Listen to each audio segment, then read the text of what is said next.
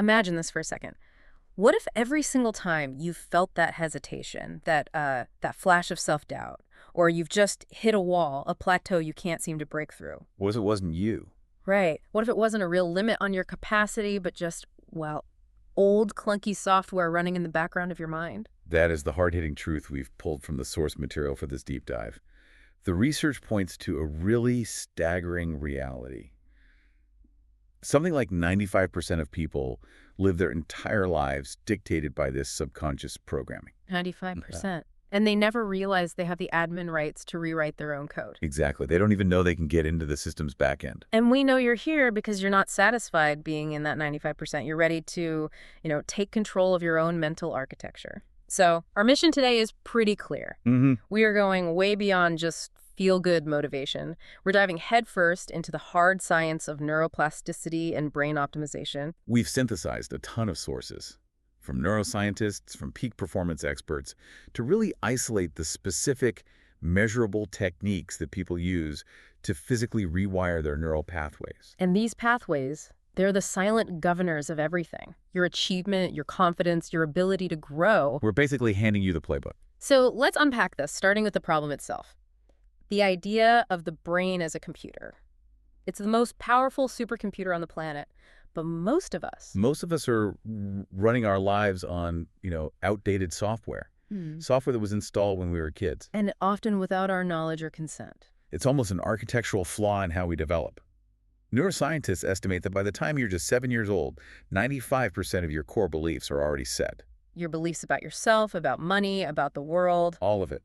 It's all hardwired into your subconscious mind before you even have the tools to question it. 7 years old. That really is the critical factor, isn't it? It is. Because at that age, you don't have the critical thinking skills to hear something like, money is hard to come by, or success only happens to lucky people, and actually evaluate it logically. You just download it. You download it as absolute unchallengeable fact. It's the original OS installation, your limiting operating system. And if you grew up in an environment where, say, fear or scarcity was just the norm, that fear wasn't seen as some external thing. No, it becomes internalized. It gets embedded in your neural architecture, not as a thought, but as the very framework of reality itself. And that framework is, it's designed to be protective, but it ends up being profoundly limiting. Incredibly so. Yeah. These early programs dictate everything. Your baseline confidence, how much risk you're willing to take. You see these highly capable, intelligent adults who struggle. And it's not because they lack skill. It's the software. It's the software. They're operating with a program designed for a much younger, more vulnerable version of themselves. A version that chose safety over ambition every single time. But here's the good news. Here is the revolutionary discovery that provides, I think, the ultimate relief. Neuroplasticity. The programming is not permanent. Not at all. The brain isn't a fixed machine. It stays, astonishingly malleable your entire life. So the neural structure that learned to generate anxiety or the one that learned to create doubt. It can be physically reorganized. It can be repurposed to generate confidence, to generate focus and drive. We have the biological freedom to choose our response. Okay, so if we have this incredible hardware that can adapt, why do so many people just stay stuck? What's preventing that automatic upgrade? It's all about efficiency. The brain will always default to the old, established limiting programs because they're efficient. They're well-worn paths. The path of least resistance. Exactly. Changing requires deliberate, targeted action.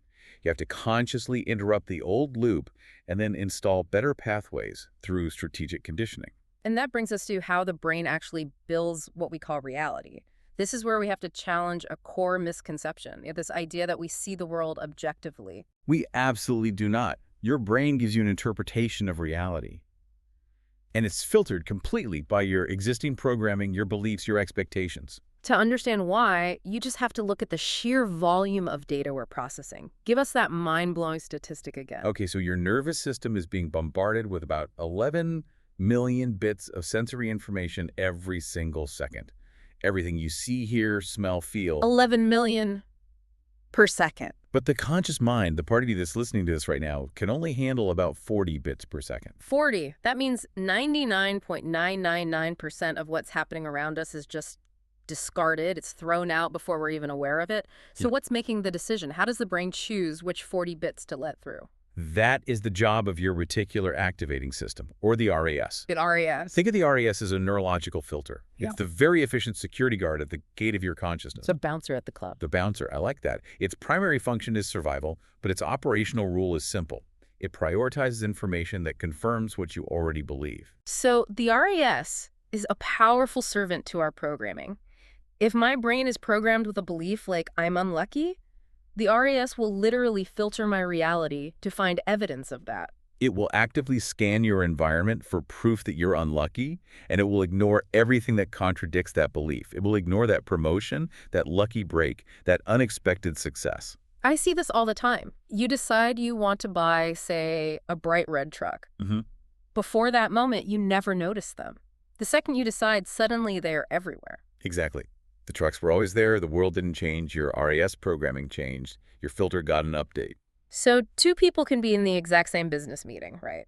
One is focused on scarcity, the other on abundance. They will experience two completely different realities. One sees competitors and obstacles. The other sees potential partners and opportunities. Their filters are just tuned to different frequencies. And that's the so what of the RAS. That's the so what. And if we connect this to the bigger picture, your brain is also constantly engaged in something called predictive processing. Trying to create consistency, right, like a self-fulfilling prophecy. Yes, the brain is obsessed with being right. Consistency equals safety in its world. So if your deep programming predicts failure, your brain will unconsciously generate the thoughts, the emotions, even subtle behaviors like procrastination. Or self-sabotage. To align with that prediction. It's not that you want to fail, it's that your brain prioritizes the certainty of its prediction over the risk of heading into the unknown territory of growth. It would rather keep you safely small than risk being wrong. That is such a powerful insight. It completely shifts the focus from what do I want to, what am I trained to seek? Okay, so let's get to the solution. Let's shift from the what to the how. How does neuroplasticity actually work? This is the science of transformation. We've synthesized 5 core principles that neuroscientists have identified as the drivers of real, lasting neural change. If you want to change your life, you have to get these mechanisms. Let's walk through them. I know the first one sounds a bit obvious, but it is the foundation. It absolutely is. The first is repetition. The principle is simple. Neurons that fire together, wire together. So every time you repeat a thought, an emotion, a behavior, You're reinforcing that connection. Yeah. You're making it stronger. Repeating negative thoughts carves these deep, deep grooves, making those patterns effortless, automatic. So we have to use deliberate repetition to build new, positive superhighways. But just going through the motions isn't enough, which I think leads us to the second principle. That's right. It's attention and focus. Mindless repetition just doesn't stick. But deliberate attention, mindful practice that amplifies neuroplastic change exponentially. The deeper the focus you bring to a new pattern, the faster that neural structure solidifies. Which explains why things like meditation or focused visualization are so effective. It's just concentrated attention on a specific outcome. Now, the third one, I find this is the most potent accelerator. It really is. It's emotional intensity. Experiences that are charged with strong emotion create the strongest neural imprints. Think about a traumatic memory. It sticks instantly. You don't need to repeat it. No. But we can leverage this by flooding new desired pathways with positive, high-intensity emotions, excitement, gratitude, that feeling of profound accomplishment. You accelerate the change. You tell the brain, this is important, prioritize this. And the fourth principle requires us to fight that basic brain instinct to stay safe. Definitely. It's challenge and novelty. When you step outside your comfort zone, when you learn a new skill, attempt something difficult, Yeah, you force the brain to adapt. it has to build new roads. It has to build new neural pathways. It expands your capacity to handle complexity. If you only do what you already know, your brain just stays stagnant. And the final piece, the one I think most people forget when they're trying so hard to change. Rest and consolidation. This is crucial. New patterns don't become permanent while you're focused on them. They integrate during downtime, and especially during deep sleep. Sleep is when the system administrator comes in, integrates the new learning, and prunes away the old unnecessary connections. Without that recovery time, the new habits just won't stick. They won't stick in the network. What's so powerful here is that everyone listening has the ability to direct this process. Every single choice you make today is either strengthening an old limiting pathway or creating a new, empowering one. You can consciously direct your own evolution. Which brings us right to the practical application of all this science. Identification and then interruption. To change the program, first you have to see what program is actually running. And it reveals itself through a few key channels, The right? three main channels we can observe. The most obvious is your automatic thoughts. The chatter in your head. That continuous, unedited mental commentary. If you hear these frequent linguistic patterns like, I can't afford that, or this is too hard, or I always mess this up, those aren't just random thoughts. They're the output. They are the direct linguistic output of deep, sabotaging programming. That's the story the old software is running. Okay, what's the second channel? Your emotional patterns. How do you typically respond when you face a challenge? Do you immediately default to anxiety and overwhelm? Or is your internal state generally curious, energized? That unconscious resistance to success. That's a huge one. It often shows up as sudden fear or intense skepticism right when you're closest to a huge goal. And the final channel, the one that tells the real story. Behavioral tendencies. You can tell yourself you're capable all day long, but if your default action is procrastination, your behavior is revealing what your brain is actually programmed to do. Your habits are the ultimate output of your neural program. Okay, so we've established that just using willpower often fails because you're fighting these neural superhighways built over decades. So the solution has to be more strategic than just brute force. It has to be. We need pattern interruption. Which is what exactly? It's the act of catching that destructive sequence the moment it begins and intervening before it gains any momentum.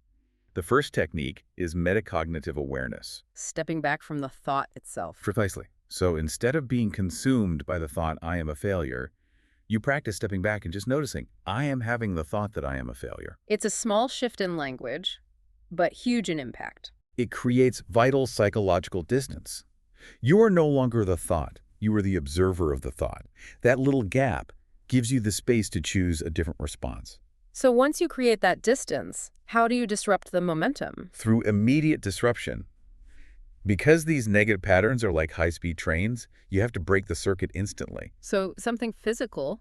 It could be a physical gesture like snapping your fingers, clapping your hands, or a mental command just internally yelling, "Stop OP!" The key is to insert a novel, unexpected stimulus. You're hitting the mental circuit breaker. And that leads directly to the third technique, which connects the mind and body. This is so critical. Physiology change. Your physical state is inextricably linked to your neural state. The research on this is conclusive. Change your physiology, and you will influence your thoughts and emotions. So if you're slouching, breathing shallowly, looking at the floor. Your brain will generate thoughts that match that posture. Thoughts of low confidence, of fear. So we can interrupt something like anxiety just by changing how we stand. Absolutely. Standing in a confident, expansive posture, shoulders back, chin up, for just 2 minutes has been shown to physiologically change your brain chemistry. It decreases the stress hormone cortisol. It increases focus, breathing, posture. These are manual overrides for the mental script. This all works so well for general confidence. Let's get really specific, though. Let's apply this to a high-stakes area, the money brain. It's fascinating how our financial reality is just programming. It's almost entirely programming.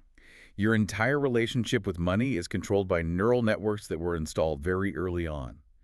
We see profound evidence of inherited programming here. The things you heard around the dinner table. Exactly. Money doesn't grow on trees, or it takes money to make money, or the really deep moralistic ones like rich people are greedy. Those become your financial truth. And if your subconscious mind sees wealth as, I don't know, morally questionable or something that requires struggle, it will unconsciously steer you away from it. That is the sabotage mechanism in action. You have to rewrite that script. The core conflict is scarcity versus abundance programming. Scarcity trains the brain to see money as a limited resource to be hoarded. It breeds fear. So when you get a large sum of money, scarcity thinking makes you anxious about losing it. Right. Abundance programming, on the other hand, changes the very definition of money. It trains the brain to see money not as a thing, but as an energy created through providing value. So it's not wishful thinking. It's about training your RAS to spot opportunities to create and contribute. Rather than just hoarding what you have.